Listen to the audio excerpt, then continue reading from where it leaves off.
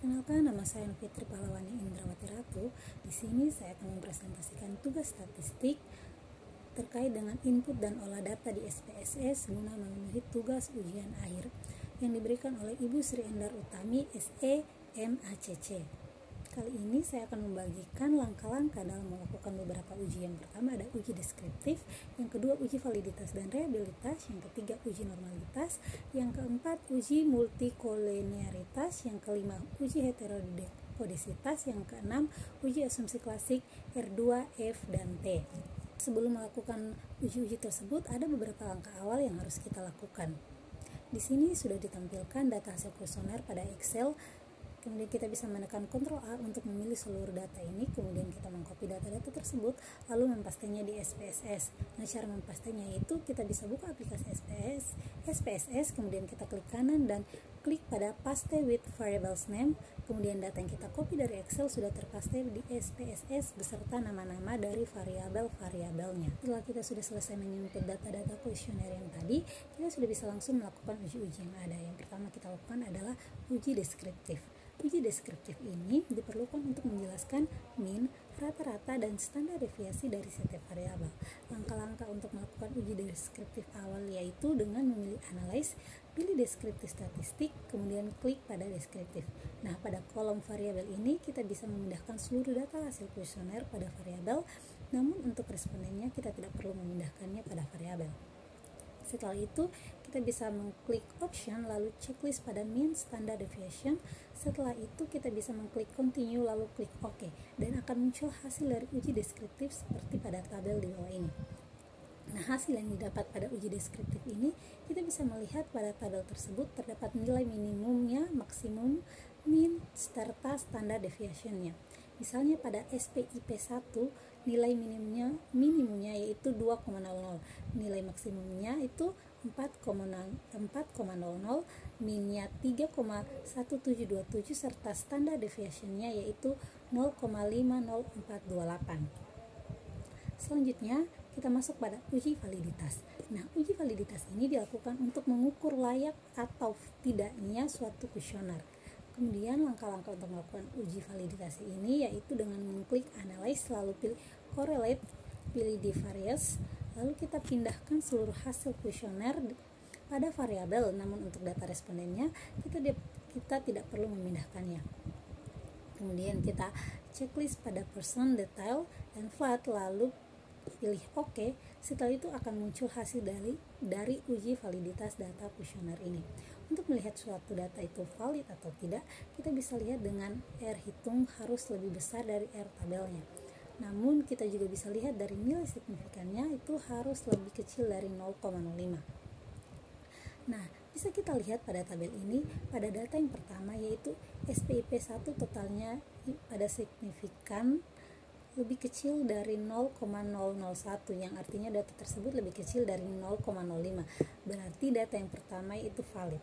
Contoh yang kedua yaitu SPIP 2 totalnya itu 0,002, yang artinya valid karena lebih kecil dari 0,05.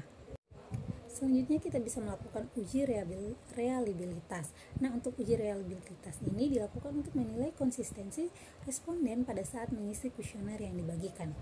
Langkah-langkah untuk melakukan uji reliabilitas yaitu kita bisa mengklik pada bagian analyze, pilih scale, kemudian pilih reliability analyze, kemudian kita bisa masukkan seluruh item variabel X ke items. Nah, variabel X di sini yaitu SPIP, PSDM, dan PTI. Untuk KLK itu tidak perlu dimasukkan karena itu merupakan bagian dari variabel Y. Kemudian 3 variabel itu kita pindahkan ke items dan pada model pastikan terpilih alpha. Setelah itu kita bisa klik OK. Akan muncul hasil dari uji reliabilitas ini. Nah, untuk mengetahui suatu data itu reliable atau tidak, kita bisa melihat jika nilai alfanya itu lebih besar dari 0,7 artinya reliabilitas itu mencukupi. Kemudian jika nilai alfanya itu lebih besar dari 0,90 maka reliabilitasnya itu sempurna.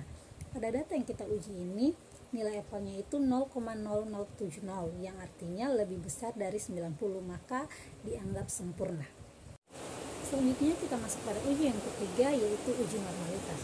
Uji normalitas ini dilakukan untuk memeriksa apakah data yang dihasilkan dari model regresif terdistribusi normal. Hal ini penting agar hasil analisis itu dapat diandalkan. Nah, langkah yang perlu dilakukan untuk melakukan uji normalitas ini, yang pertama kita mengklik analyze, pilih regression, pilih linear, lalu kita dapat memasukkan variabel dependen dan independennya, yaitu dengan kita memasukkan total KLK pada variabel dependennya, kemudian kita masukkan total SPIP, KSDM, dan TTI pada variabel independennya. Setelah itu kita bisa mengklik save, lalu kita centang pada unstandardized residual, lalu kita bisa pilih continue dan klik OK. Setelah muncul nilai R1, kita bisa mengklik analyze, pilih non parametric test, pilih regresi dialog, dan klik pada 1 sampai LKS. Lalu kita bisa memasukkan unstandardized pada test variabel. Setelah itu kita centang normal dan klik OK. Maka akan muncul hasil dari uji normalitas seperti pada tabel yang di bawah ini. Jika nilai signifikannya lebih besar dari 0,05, maka data tersebut terdistribusi normal. Tapi kita lihat bahwa nilai signifikannya itu 0,200, yaitu lebih besar dari 0,05, maka data tersebut terdistribusi dengan normal. Selanjutnya kita melakukan uji yang keempat, yaitu uji multikolinearitas. Nah, uji ini dilakukan untuk mengecek apakah ada hubungan yang kuat antara variabel independen. Langkah yang perlu kita lakukan yaitu kita bisa mengklik pada analyze, pilih regression, pilih linear, kita bisa masukkan variabel independen dan dependennya. Kemudian kita klik pada statistik, centang pada collinearity, lalu pilih continue dan kemudian klik OK. Setelah itu akan muncul hasil dari uji multikolinearitas ini.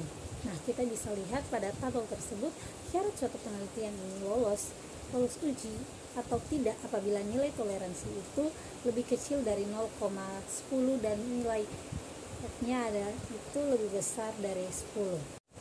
Selanjutnya kita melakukan uji yang kelima, yaitu uji heterokedasitas.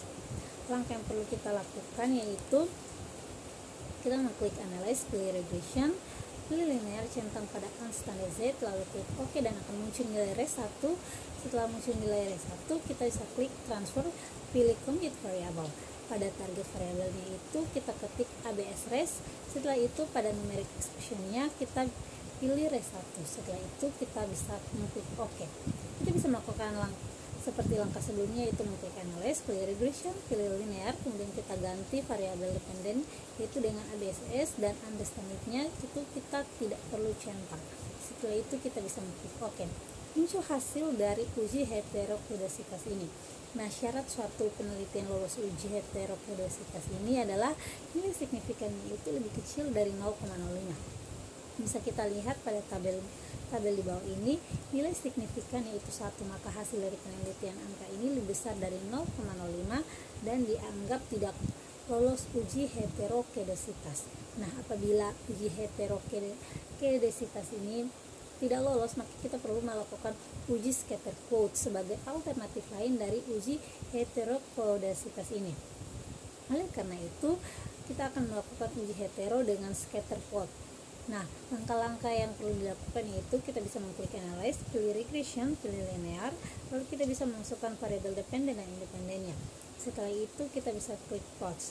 Nah, pada kotak X kita bisa memasukkan ZPRD, kemudian pada kotak Y kita bisa masukkan SRID atau street, kemudian kita pilih continue dan setelah itu kita klik OK. Setelah itu akan muncul charts atau grafik seperti yang di bawah ini. Nah, syarat uji scatter plot ini yaitu titik data itu harus menyebar di atas dan di bawah angka 0, dan titik mengumpul hanya di bawah atau di atas saja, tidak boleh membentuk pola.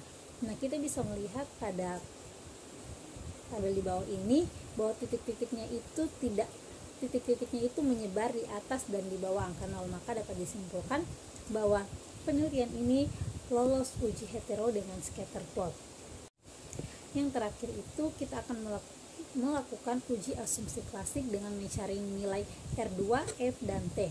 Nah, uji R2 ini dilakukan untuk mengetahui seberapa besar kemampuan variabel independen dalam menerangkan variabel dependen. Kemudian uji F ini dilakukan untuk mengetahui pengaruh variabel-variabel bebas dalam penelitian, dan yang terakhir uji T yaitu untuk mengetahui pengaruh dari setiap variabel independen.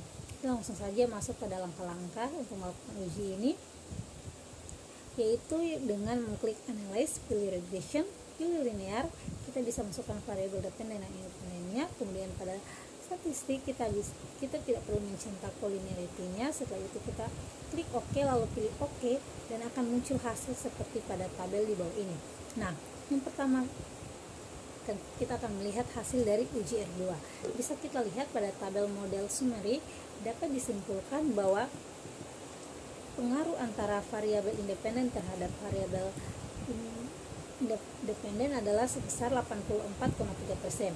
Yang kedua, kita bisa melihat hasil dari uji F pada tabel ANOVA. Dapat disimpulkan bahwa dalam pengujian regresi berganda menunjukkan hasil F hitung sebesar 195,858 dengan tingkat signifikannya 0,000. Nah, tingkat signifikasi ini tentunya tidak lebih besar dari 5%, sehingga dapat disimpulkan bahwa model regresi ini layak diterima dengan tingkat signifikasinya lebih kecil dari 0,005, dan penelitian ini layak untuk dilakukan. Yang terakhir, kita dapat melihat hasil uji T dari tabel coefficients yang diajukan dari dua hipotesis tersebut dapat diterima karena hasil tersebut dapat kita lihat dari tingkat signifikasinya harus lebih kecil dari 0,05 dan arah T yang sesuai dengan pengajuan hipotesis awal. Nah, sekian presentasi dari saya, semoga apa yang telah saya jelaskan dapat bermanfaat.